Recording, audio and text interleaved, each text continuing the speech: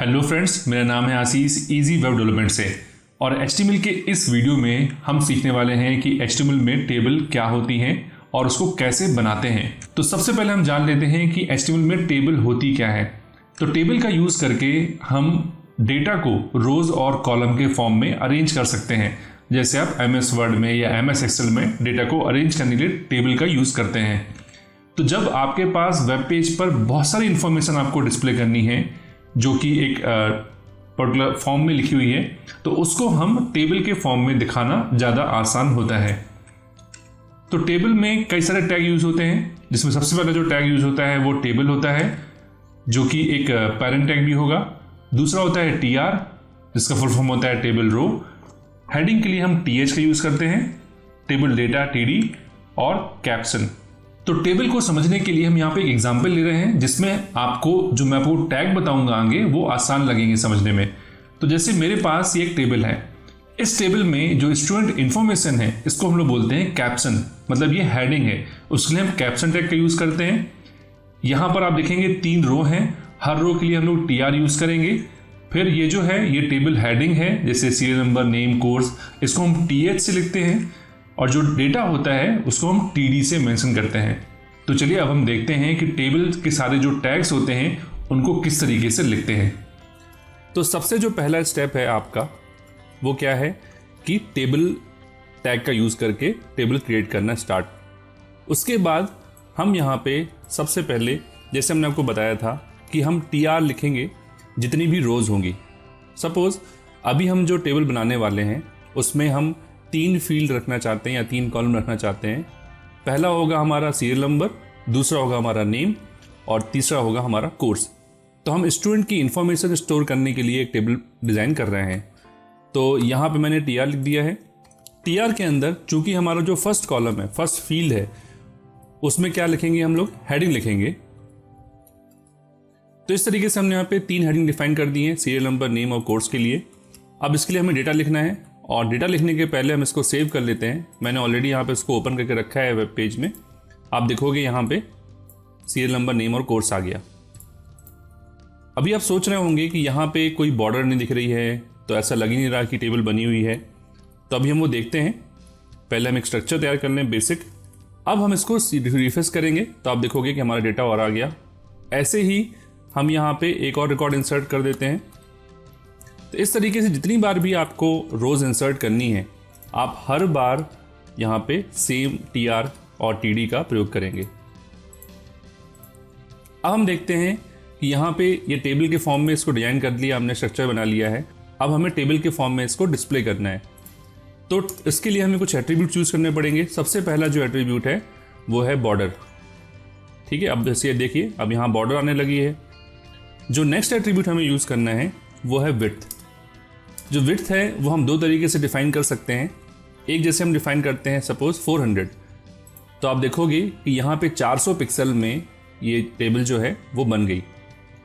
इसके अलावा हम चाहें तो यहाँ पे परसेंट भी डिफाइन कर सकते हैं। जैसे हमने कहा 100%, जितना हमारा पेज का साइज़ होगा वो टेबल की साइज़ से फिक्स हो जाए। जैसे मैं छोटा कर रहा हूँ, आप देखोगे टेबल की साइज़ भी है वो अपने हिसाब से चेंज हो रही है। तो यहाँ पे आप टेबल की साइज़ डिफाइन कर सकते हैं। उसके बाद अब हमें और एट्रीब्यूट लिखना है, तो आप चाहें तो एंटर भी कर सकते हैं लिखने के लिए, वो सेम लाइन ही मानी जाएगी। यहाँ पे अगला जो एट्रीब्यूट है वो हमारा BG कलर। हम चाहें तो यहाँ पे कलर चेंज कर सकते हैं। जैसे मैंने येलो कर दिया तो आप देखोगे जो कलर है वो येलो हो गया। इसके अलावा हम लोग क्या कर सकते हैं, यहाँ पे अलाइन कर सकते हैं टेबल को। तो आप देखोगे टेबल जो है वो सेंटर अलाइन हो गई। हम विड्थ कम कर देते थोड़ा सा। जो मोस्ट इंपॉर्टेंट है वो है सेल पैडिंग और सेल स्पेसिंग।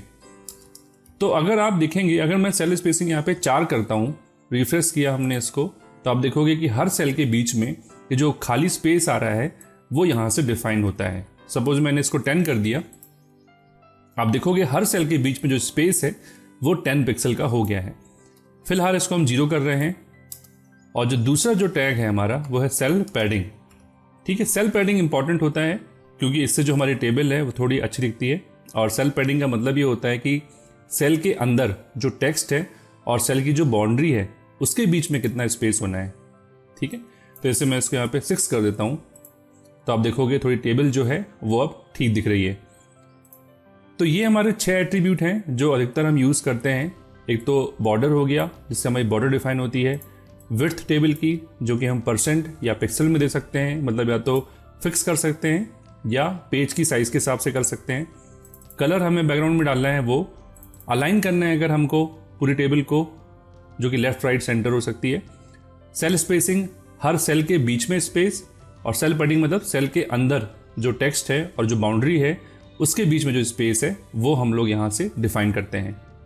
अब जैसे मैंने आपको शुरू में ही बताया था कि अगर एक टैग और होता है हमारा जो कि कैप्शन होता है, उसको हम कहाँ लिखते हैं, जो हमारी फर्स्ट रो है उसके ऊपर। और कैप्शन का जो यूज़ होता है वो होता है कि अगर हमें यहाँ पे टेबल की कोई हेडिंग दिखानी हो, तो जैसे मैंने लिख दिया स्टूडेंट इन्फॉर्मेशन, कि यहाँ पे हम स्टूडेंट की जो इन्फॉर्मेशन है वो डिस्प्ले कर रहे हैं, तो आप देखोगे कि ये कैप्शन यहाँ पे हो गया। तो एक तरीके से टेबल का एक टाइटल हो गया ये। आपको एक चीज़ यहाँ ध्यान रखना है कि जैसे जो हमने फॉर्मेटिंग टैग अभी तक पढ़ चुके हैं वो सारे हम लोग अभी यूज़ कर सकते हैं। फॉर एग्जाम्पल, जैसे मैं यहाँ पे चाहता हूँ कि जो मनीष है, जो नाम लिखा हुआ है वो बोल्ड दिखे, तो हम यहाँ पे जो बी टैग होता है वो हम हमेशा की तरह यूज़ कर ही सकते हैं। आप इसको रिफ्रेश करोगे तो आप देखोगे बोल्ड हो गया। तो कलर चेंज करना है तो आप फॉन्ट कलर यूज़ कर सकते हो। तो सारे जो टैग हैं वो आप यहाँ पे भी यूज़ कर सकते हो उसके अंदर लिखने के लिए। अब ये तो हमारी हो गई बेसिक टेबल। हम यहाँ एक और टेबल बनाते हैं जिससे मैं आपको कुछ और चीज़ें समझा सकूँ कि टेबल में हम कैसे कॉलम हैं या सेल हैं या रोज़ के सेल हैं उनको आपस में मर्ज करना है। अगर तो मैं यहाँ पे अभी एग्जांपल के लिए एक टेबल बना रहा हूँ। देखिए, तो मैंने यहाँ एक टेबल क्रिएट कर ली है, वैसी ही टेबल है, यहाँ पे वही सब कुछ लिखा है मैंने नॉर्मली, जैसे मैंने आपको अभी पिछली वाली टेबल में बताया था। तो अब हम यहाँ देखते हैं कि हम अगर चाहते हैं कि सेल को मर्ज करना है तो कैसे करेंगे। अब जैसे यहाँ पे सबसे पहले हम चाहते हैं कि जो 1 और 2 है इन दोनों को मिला के हमारा एक सेल बन जाए।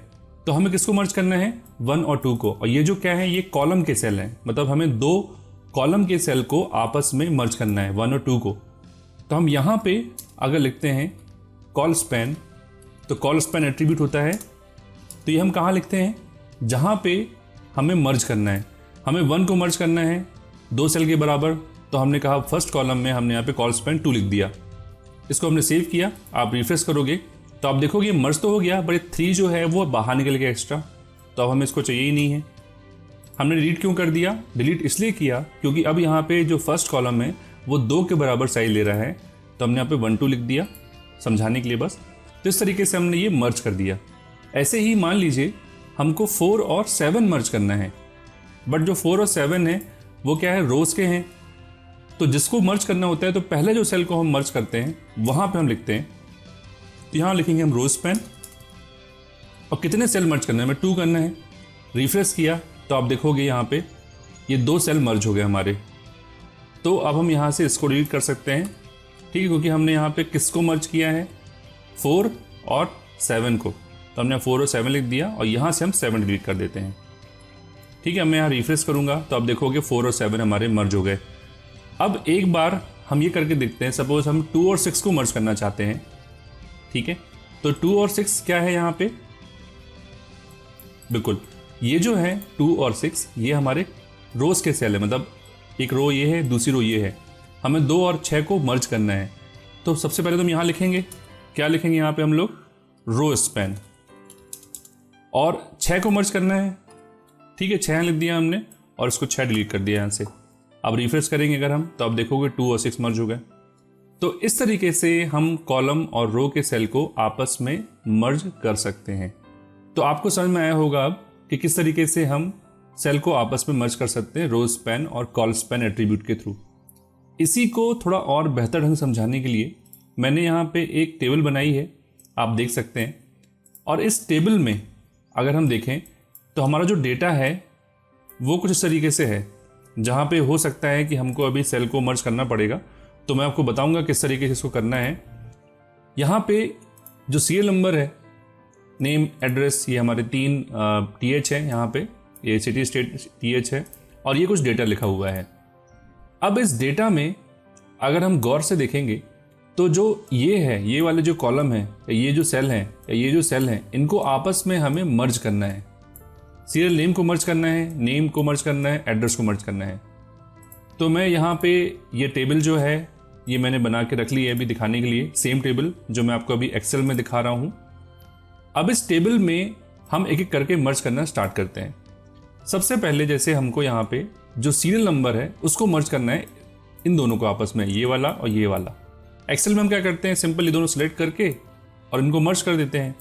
वैसे हम यहाँ करेंगे, इसको हम अलग कर देते हैं। अब यहाँ आप देखेंगे कि यहाँ पे हमें 2 रो के सेल को मर्ज करना है, तो हमें लिखेंगे रो स्पैन इक्वल टू 2। यहाँ पे हमने रिफ्रेश किया तो आप देखोगे ये मर्ज हो गया। तो ये जो है यहाँ से हम अलग कर देंगे क्योंकि हमने वापस से मर्ज कर ही दिया है।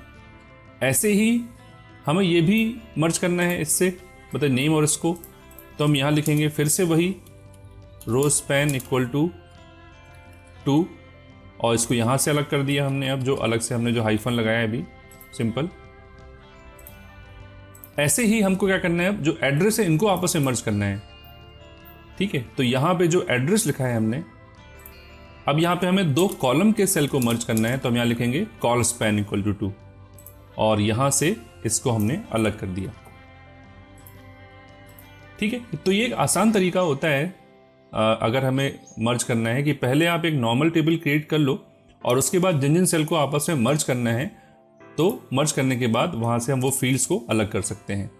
तो इस तरीके से जो टेबल है वो हम बना सकते हैं। अब इसके बाद एक और इम्पॉर्टेंट चीज हम यहाँ पे सीख लेते हैं कि कुछ एट्रीब्यूट्स और होते हैं जो हम TH और TD के साथ लगा सकते हैं। फॉर एग्जाम्पल जैसे हम चाहते हैं यहाँ पे कि जैसे जो भी कोई फील्ड है पर्टिकुलर, यहाँ तो हमने देखा कि सारा जो कलर है वो हमने चेंज कर दिया बैकग्राउंड का, पर यहाँ पे अगर हमें किसी पर्टिकुलर फील्ड का कलर चेंज करना है तो वो हम कैसे करेंगे। तो उसके लिए जैसे मान लीजिए मुझे यहाँ पे जो सागर है इसके पीछे का जो बैकग्राउंड कलर है वो चेंज करना है, तो यहाँ पे मैं बेजी कलर लिख दूंगा। अगर हमें पूरे टेबल का करना है तो हम टेबल पे लिख सकते हैं यही एट्रीब्यूट। इसको हमने सेव किया, रिफ्रेश किया, तो आप देखोगे यहाँ पे जो बैकग्राउंड कलर है वो येलो हो गया। वैसे ही अगर मान लीजिए जो टेक्स्ट लिखा है हमने उसको अलाइन करना है, जैसे आप देखोगे कि बाय डिफॉल्ट TH और TD में जो डिफरेंस है वो यही है सिर्फ कि TH में टेक्स्ट बोल्ड होता है और सेंटर अलाइन होता है। बट अगर हम चाहते हैं कि ये भी, अगर हम मान लीजिए सपोज प्रदीप जो लिखा है हमने, इसको हमें सेंटर में अलाइन करना है, तो जो प्रदीप वाला जो TD लिखा है हमने यहाँ पे, वहाँ पे जाके हम क्या कर देंगे, अलाइन इक्वल टू सेंटर लिख देंगे। अगर पूरी टेबल सेंटर करनी होती है तो हम यहाँ भी लिख देते हैं वही चीज़। इसको हम रिफ्रेश किया तो आप देखोगे ये हो गया। अगर मान लीजिए अब ये तो हो गया हॉरिजॉन्टल अलाइन, अगर वर्टिकली अलाइन करना हो, जैसे हम चाहते हैं कि जो नेम है वो नीचे आ जाए, तो उसके लिए हम क्या यूज़ करते हैं, V अलाइन यूज़ करते हैं। तो सपोज मैं यहाँ पे, हमको नेम को करना है, तो मैं यहाँ पे नेम पे जाता हूँ, इसको मैंने थोड़ा सा यहाँ लिख दिया, और V अलाइन इक्वल टू, यहाँ पे हम क्या लिख सकते हैं, टॉप, मिडिल या बॉटम। तो मुझे बॉटम में करना है, बॉटम में किया हमने यहाँ और रिफ्रेश किया, तो आप देखोगे जो नेम है वो बॉटम में हो गया। और ऐसे ही हम चाहते हैं कि सीरियल नंबर भी बॉटम में आ जाए, तो इसको हमने बॉटम में कर दिया, ठीक है। तो सीरियल नंबर, नेम, ये सब बॉटम में आ गए। तो ये कुछ एट्रीब्यूट्स हैं जिनका यूज़ करके हम अपने टेबल को और बेहतर बना सकते हैं। तो दोस्तों मुझे उम्मीद है कि जो मैंने प्रैक्टिकल में आपको समझाया है वो समझ में आ गया होगा। इसमें कुछ टैग रह गए थे, मैं आपको यहाँ बता देता हूँ। वो है टी हेड, टी बॉडी और टी फुट। इनका यूज़ कैसे करते हैं उसके लिए मैंने एग्जाम्पल यहाँ पे ले रखा है। आप यहाँ देखेंगे कि मैंने यहाँ पे हेडिंग जो है हमारी, इसमें मंथ और सेविंग्स है। जो हमारा फुटर एरिया है वो हमारा ये है, नीचे का हिस्सा। और आप यहाँ देखेंगे कि मैंने यहाँ पे क्या लिखा है, टी हेड लिखा है फर्स्ट वाले के लिए। फिर जो बॉडी है हमारी, जिसमें हमारा पूरा डेटा है, उसका हमने क्या लिखा है, टी बॉडी लिखा है। और जो हमारा फुटर एरिया है उसको हम लिखा है यहाँ पे टी फुट का। पर आप यहाँ देख रहे होंगे कि ऐसा करने से यहाँ पर कुछ डिफरेंस नहीं आ रहा है। तो दोस्तों जब हम लोग CSS पढ़ेंगे, jQuery पढ़ेंगे, तो वहाँ पर हम देखेंगे कि जो टी हेड है, टी बॉडी है और टी फुट है, इसका यूज़ करके किस तरीके से टेबल को हम अट्रैक्टिव बनाते हैं। बट बहरहाल बस आपको याद रखना है कि जो आपकी हेडिंग्स होती हैं उसको हम टी हेड के अंदर इंक्लोज करते हैं, बॉडी को टी बॉडी के अंदर, और जो हमारा टेबल का फुटर एरिया है उसको हम टी फुट से डिनोट करते हैं। तो दोस्तों हमारे सारे वीडियोस को आप बेहतर ढंग से सीख सकें, अगर उसमें कोई डाउट होता है आपको, तो हमने उसके लिए टेलीग्राम का एक ग्रुप बनाया है। इसका QR कोड मैं आपको यहाँ पे दिखा रहा हूँ। इस QR कोड को स्कैन करके हमारे टेलीग्राम ग्रुप को ज्वाइन कर सकते हैं, या इस URL पे जाके भी आप टेलीग्राम ग्रुप को ज्वाइन कर सकते हैं। और वहाँ पे आप मुझसे डायरेक्ट 1-to-1 चैट कर सकते हैं और जान सकते हैं अगर आपके कोई डाउट है तो। तो थैंक यू इस वीडियो को देखने के लिए। अगर आपको ये वीडियो पसंद आया तो लाइक करिए, शेयर कीजिए अपने दोस्तों के साथ जो वेबसाइट डिजाइनिंग सीखना चाहते हैं। और अगर आपके मन में कोई डाउट है तो प्लीज़ कमेंट करके हमें जरूर बताइएगा। तो अगली वीडियो में मिलेंगे, जब तक के लिए थैंक यू।